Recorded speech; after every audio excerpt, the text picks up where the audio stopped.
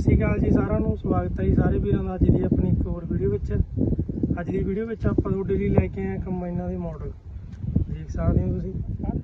ਸਭ ਤੋਂ ਪਹਿਲਾਂ ਆ ਗਿਆ ਆਪਣੇ ਕੋਲੇ, ਦੇਖੋ ਜੀ ਹਰਮੀਤ ਦਾ ਮਾਡਲ। ਇਹ ਮਾਡਲ ਆ ਗਿਆ ਆਪਣੇ ਸਿੰਪਲ, ਠੀਕ ਹੈ ਜੀ। ਇਹਦੇ ਵਿੱਚ ਤੁਹਾਨੂੰ ਲਾਈਟਾਂ ਵਗੈਰਾ ਸਾਰੀਆਂ ਚੱਲਦੀਆਂ ਮਿਲਣਗੀਆਂ। ਆਊਟਰ ਪਾਈਪ ਤੁਸੀਂ ਆਸਾਨੀ ਨਾਲ ਖੋਲ ਵੀ ਸਕਦੇ ਹੋ, ਕੋਡ ਵੀ ਕਰ ਸਕਦੇ ਹੋ। ਤੇ ਉਸ ਤੋਂ ਬਾਅਦ ਆਪਣਾ ਆ ਗਿਆ ਜੀ ਸੁਰਿੰਦਰਾ ਦਾ ਮਾਡਲ। ਸੁਰਿੰਦਰਾ ਦਾ ਮਾਡਲ ਇਹ ਰਿਮੋਟ ਕੰਟਰੋਲ ਵਾਲਾ। ਇਹ ਤੁਹਾਨੂੰ ਅੱਗੇ ਚਲਾ ਕੇ ਦਿਖਾਵਾਂਗੇ, ਦੇਖ ਸਕਦੇ ਹੋ ਤੁਸੀਂ। ਇਹ ਮਾਡਲ ਤੁਹਾਨੂੰ ਆਪਣੇ ਕੋਲ ਸਾਰੇ ਮਿਲ ਜਾਣਗੇ, ਰਿਮੋਟ ਵਾਲੇ ਵੀ ਤੇ ਬਿਨਾਂ ਰਿਮੋਟ ਵਾਲੇ ਵੀ। ਜੇ ਕਿਸੇ ਵੀਰ ਨੇ ਮਾਡਲ ਲੈਣਾ, ਸਕਰੀਨ ਦੇ ਉੱਤੇ ਤੁਹਾਨੂੰ ਆਪਣਾ ਨੰਬਰ ਮਿਲ ਜੂਗਾ।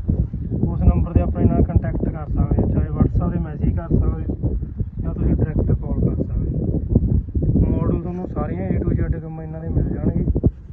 ਇਹਦੇ ਵਿੱਚ ਤੁਹਾਨੂੰ ਇਕੱਲੀਆਂ ਲਾਈਟਾਂ ਮਿਲਣਗੀਆਂ, ਦੇਖ ਸਕਦੇ ਹੋ ਤੁਸੀਂ।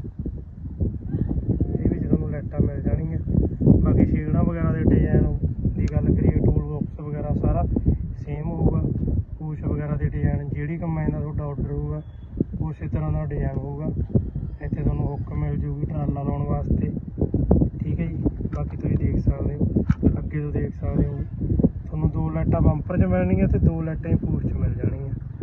ਉਸ ਤੋਂ ਬਾਅਦ ਆਪਾਂ ਗੱਲ ਕਰੀਏ ਰਿਮੋਟ ਵਾਲੇ ਦੀ, ਤੁਹਾਨੂੰ ਅੱਗੇ ਤੁਹਾਨੂੰ ਮੋਟਰਾਂ ਲੱਗੀਆਂ ਮਿਲਣਗੀਆਂ, ਠੀਕ ਹੈ ਜੀ। ਇਹ ਤੁਹਾਨੂੰ ਆਪਾਂ ਚਲਾ ਕੇ ਦਿਖਾਵਾਂਗੇ। ਇਹ switch on of the switch ਆ ਗਈ ਇਹਦੀ, ਦੇਖ ਸਕਦੇ ਹੋ ਤੁਸੀਂ। ਔਨ ਹੋ ਗਿਆ। ਬਾਕੀ ਇੱਥੋਂ ਤੁਸੀਂ ਚਾਰਜ ਕਰ ਸਕਦੇ ਹੋ ਇਹਨਾਂ ਨੂੰ।